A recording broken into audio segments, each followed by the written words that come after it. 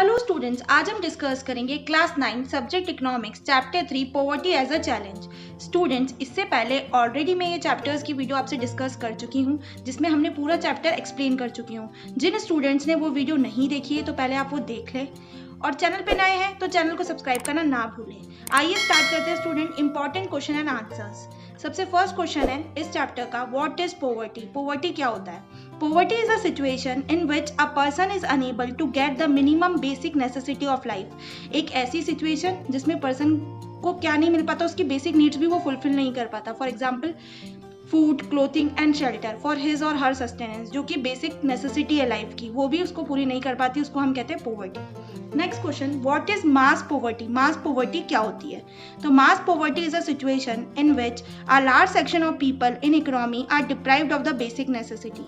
मास poverty को हम बोलते हैं एज अ होल, मतलब ऐसी सिचुएशन जिसमें जितने भी लार्ज सेक्शन है पीपल के इकोनॉमी के अंदर, वो सारे के सारे क्या होते हैं, वो डिप्राइव, मतलब उनको नहीं मिल पाती, बेसिक नेसेसिटी भी नहीं मिल पाती, उसको हम बोलते हैं मास पॉवर्टी। नेक्स्ट है व्हाट इज बीपीएल? बीपीएल क्या होता है? और व्हाट इज पॉवर्टी लाइन? दोनों चीजें क्या होती है?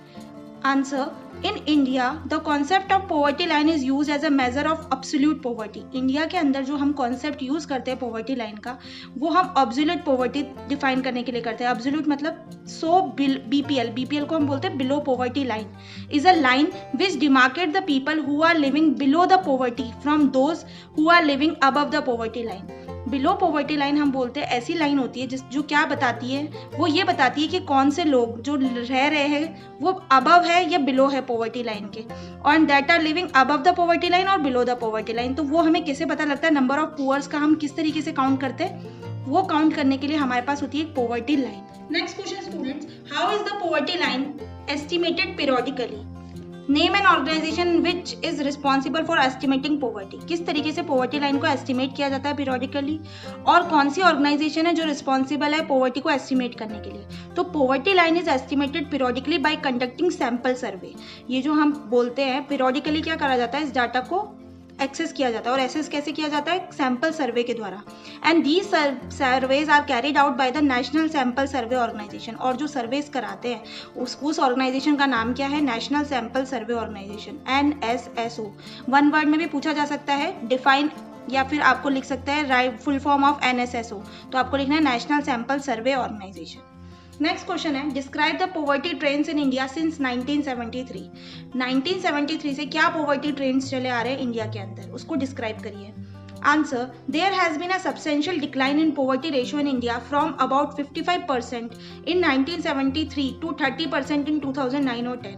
हमने देखा सब्सटेंशियल डिक्लाइन देखा गया पॉवर्टी रेशियो के अंदर। कब की बात करें, अगर 1973 की बात करें तो 55% था, जो कि 30% हो गया 2009 और 10 में। And more than 56% of rural population was living below poverty in 1973। अगर हम 1973 के डाटा की बात करें तो 56% से भी ज़्यादा जो लोग हैं वो बिलो पॉवर्टी लाइन आ रहे थे, which has come down to 34%। पहले 56% था, जो कि अब 34% हो चुका है। Around about 50% of urban population was living below poverty line in 1973। 1973 में अराउंड हम बोल सकते हैं 50% लोग जो थे अर्बन के अंदर, वो बिलो पॉवर्टी लाइन लाई कर रहे थे, and which has come down to 27%। 50 से 27% रह गई poverty condition. And although the percentage of people living under poverty declined in the earlier 2 decades, और अगर हम 2 decades की बात करें 1973 से लेकर 1993 की, तो भी हमने परसेंटेज में डिक्लाइन देखा। And the number of poor remained stable around 320 million for a fairly long period. और जो नंबर देखे हमने पुअर का, वो स्टेबल ही देखा गया, मतलब 320 मिलियन देखा गया बहुत लंबे समय तक।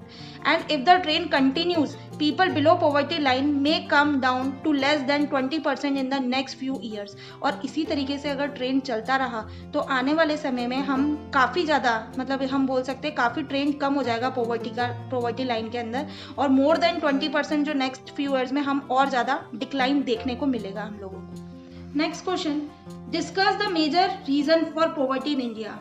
कौन कौन से ऐसे मेजर रीजन है जिसके कारण पॉवर्टी है इंडिया के अंदर? First, British rule. Britishers ruled India more than 100 years. Britishers ने इंडिया पर कम से कम 100 साल राज किया था।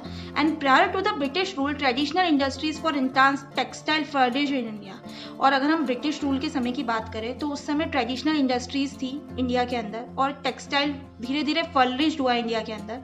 And during the British rule the government adopted policies to discourage such industries. और ब्रिटिश रूल के समय ही गवर्नमेंट ने कुछ ऐसी पॉलिसीज को अडॉप्ट किया था जिन्होंने बहुत ज़्यादा जो हैंडीक्राफ्ट इंडस्ट्रीज है, जो स्मॉल शॉपकीपर्स वगैरह थे, उन सबको क्या डिस्करेजमेंट किया।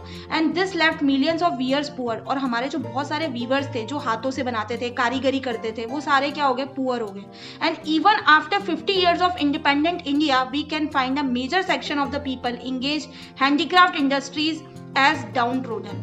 और अगर हम बात करते हैं आज हमारे 50 साल इंडिपेंडेंट इंडिया की भी, तो भी हम ये देखते हैं कि जो मेजर सेक्शन है लोगों का जो कि इंगेज था हैंडीक्राफ्ट इंडस्ट्रीज के अंदर, अब धीरे धीरे उनके अंदर क्या आ गया है, डाउन आ गया है, डाउनफॉल देखने को मिला है। Second reason, lack of industrialisation. Lack of industrialisation किस तरीके से, India is a very backward from the industrial point of view.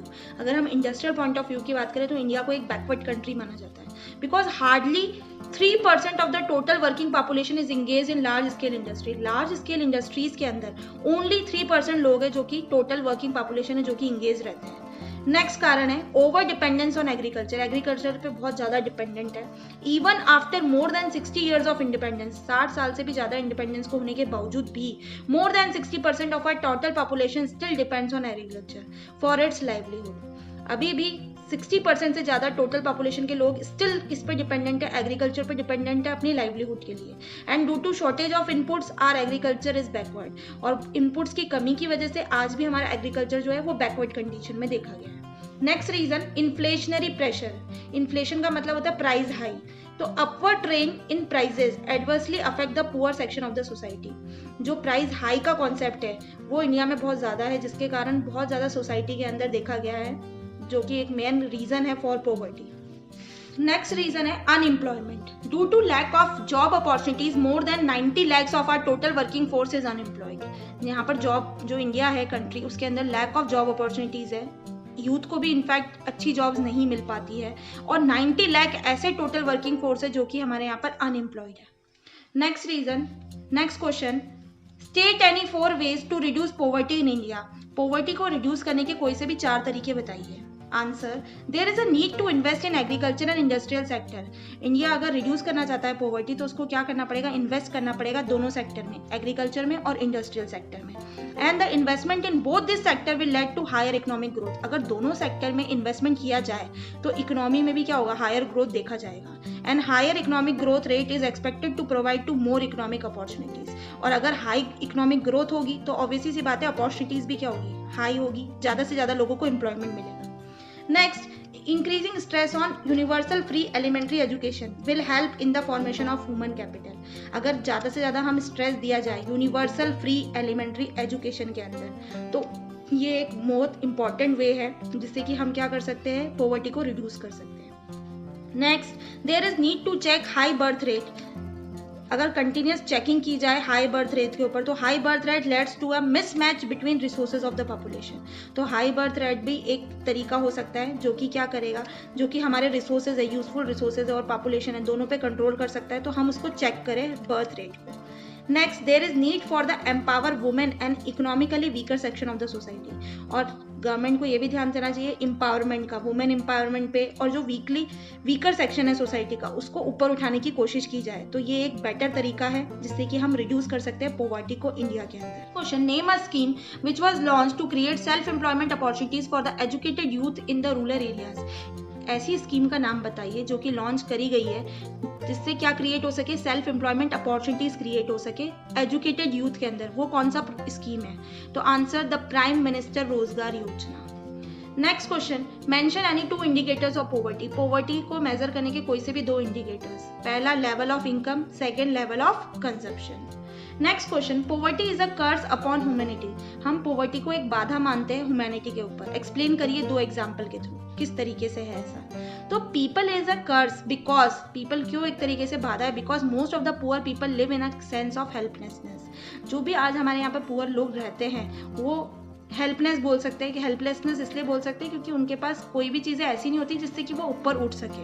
And poor people are debarred from the basic necessity of life, और जो poor लोग हैं उनको basic necessity भी नहीं मिल पाती उनके लाइफ की, that is good health, drinking water etcetera. ये सारी फैसिलिटीज़ उनको मिल नहीं पाती है। सो स्टूडेंट्स, इस वीडियो में इतना ही, इसके आगे हम नेक्स्ट वीडियो में डिस्कस करेंगे। अगर आपको ये वीडियो पसंद आती है तो वीडियो को लाइक करें, शेयर करें, और चैनल पर नए हैं तो चैनल को सब्सक्राइब करना ना भूलें। जल्द मिलते हैं नई वीडियो के साथ। Thank you.